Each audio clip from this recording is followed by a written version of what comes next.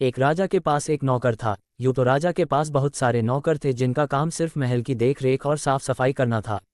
तो एक बार राजा का एक नौकर उनके शयन कक्ष की सफाई कर रहा था। सफाई करते करते उसने राजा के पलंग को छूकर देखा तो उसे बहुत ही मुलायम लगा। उसे थोड़ी इच्छा हुई कि उस बिस्तर पर जरा लेट कर देखा जाए कि कैसा आनंद आता है। उसने कक्ष के चारों ओर देखकर इत्मीनान कर लिया कि कोई देख तो नहीं रहा।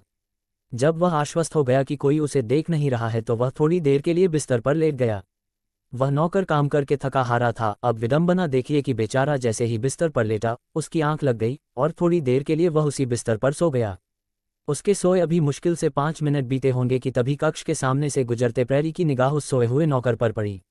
नौकर को राजा के बिस्तर पर सोते देख प्रहरी की त्योरियां चढ़ गई। उसने तुरंत अन्य प्रहरियों को आवाज लगाए। सोते हुए नौकर को लात मारकर जगाया और हथकड़ी लगाकर रस्सी से जकड़ लिया गया।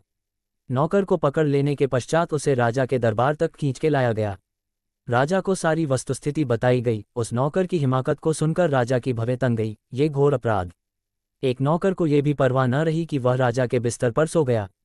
राजा ने फौरन आदेश दिया, नौकर को उसकी करनी का फल मिलना ही चाहिए। तुरंत इस नौकर को 50 कोड़े भरी सभा में लगाए जाएं। नौकर को बीच सभा में खड़ा किया गया और कोड़े लगने शुरू हो गए। लेकिन हर कोड़ा लगने के बाद नौकर हंसने लगता था। जब 10-12 कोड़े लग चुके थे तब भी नौकर हंसता ही जा रहा था। राजा को यह देखकर अचरज हुआ।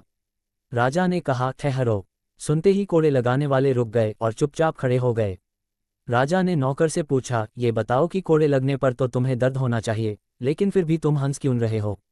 नौकर ने कहा, हुजूर, मैं यूं ही हंस नहीं रहा, दर्द तो मुझे खूब हो रहा है, लेकिन मैं ये सोचकर हंस रहा हूं कि थोड़ी देर के लिए मैं आपके बिस्तर पर सो गया तो मुझे 50 कोड़े खाने पड़ रहे हैं। हुजूर तो रोज इस बिस्तर पर सोते हैं, तो उन्हें ऊपर वाले के दरबार में कितने कोड़े लगाए जाएंगे? इतना सुनना था कि राजा अनुत्तरित रह गए। उन्हें अपनी गलती का एहसास हुआ और उन्होंने तुरंत उस नौकर को आज़ाद करने का हुक्म दे दिया।